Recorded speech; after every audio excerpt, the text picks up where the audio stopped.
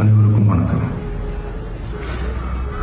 என் லைஃப்பில் இந்த மாதிரி ஒரு பெயின்ஃபுல்லான ஒரு சுச்சுவேஷனை நான் ஃபேஸ் பண்ணதே கிடையாது.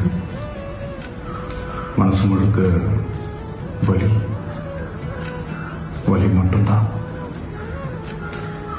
இந்த சுற்றுப்பயணத்தில் என்னென்ன மக்கள் பார்க்க வராங்க, அதுக்கு ஒரே ஒரு காரணம் தான் அவங்க என் மேலே வச்சிருக்கிற அன்பும் பாசம். அந்த அன்புக்கும் பாசத்துக்கும் நான் எப்பவும் கடமைப்பட்டிருக்கிறேன். அதனால தான் இந்த சுற்றுப்பயணத்தில் மற்ற எல்லா விஷயங்களையும் தாண்டி மக்களுடைய சேஃப்டி, அதில் எந்த காம்ப்ரமைஸும் பண்ணிடக்கூடாதுன்றதுக்காக தான் அது என் மனசில் ரொம்ப ஆழமாக இருக்கும் அந்த எண்ணம். அதனால தான் இந்த அரசியல் காரணங்கள் எல்லாத்தையும் தவிர்த்துட்டு ஒதுக்கி வச்சுட்டு மக்களோட சேஃப்டி மட்டும் மைண்டில் வச்சுக்கிட்டு அதுக்கான இடங்களை சூஸ் பண்ணுறது, அதுக்கான இடங்களை பார்த்து பர்மிஷன் கேட்கறது, போலீஸ் டிபார்ட்மெண்ட்டில் அதை ரிக்வெஸ்ட் பண்ணி கேட்போம். ஆனால் நடக்கக்கூடாதது நடந்துருச்சு. நான் மனுஷன் தானே.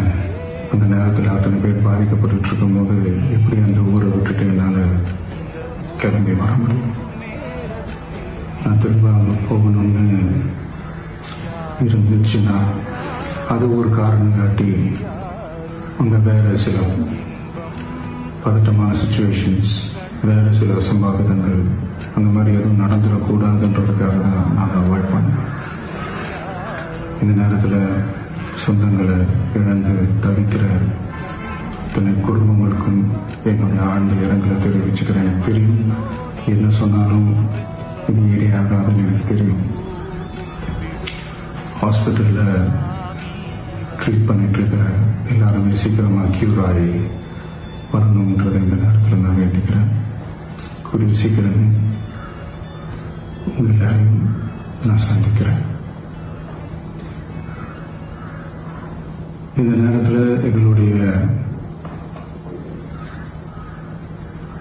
வலிகளை, எங்களுடைய நிலைமையை புரிஞ்சுக்கிட்டு எங்களுக்காக பேசின அரசியல் கட்சிகளை சார்ந்த நண்பர்கள், தலைவர்கள் அனைவருக்கும் என்னுடைய நன்றியை தெரிவிச்சுக்கிறேன்.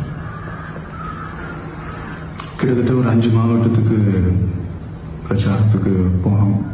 இந்த மாதிரி எதுவுமே நடக்கலாம். ஆனால் கரூரில் மட்டும் ஏன் எப்படி நடக்குது, எப்படி நடக்குது?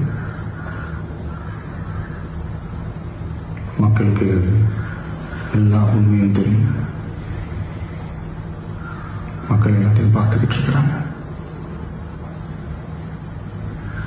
கரூரை சேர்ந்த அந்த மக்கள் அந்த உண்மையெல்லாம் வெளியில் சொல்லும்போது எனக்கு கடவுளே நேரில் வந்து இறங்கி அந்த உண்மைகள்லாம் சொல்ற மாதிரி எனக்கு தோணுச்சு. சீக்கிரமே எல்லா உண்மைகளும் வெளியில் வரும்.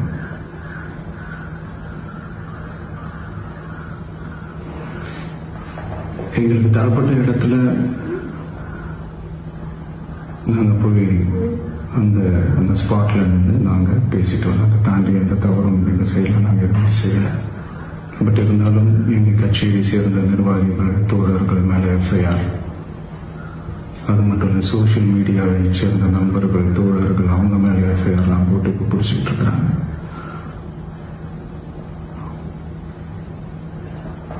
சிஎம் சார், உங்களுக்கு ஏதாவது இந்த பழி வாங்கணும் அப்படின்ற எண்ணம் ஏதாவது இருந்துச்சுன்னா என்ன வேணாலும் பண்ணுங்க. அவங்க மேல கை வைக்காதீங்க. நான் ஒன்று வீட்டில் இருப்பேன், இல்லை நான் ஆஃபீஸில் இருப்பேன். என்ன வேணாலும் செய்யுங்க. நண்பர்களே, தோழர்களே, நம்மளோட அரசியல் பயணம் இன்னும் ஸ்ட்ராங்கரா, இன்னும் தைரியத்தோட கண்டினியூ ஆகும்.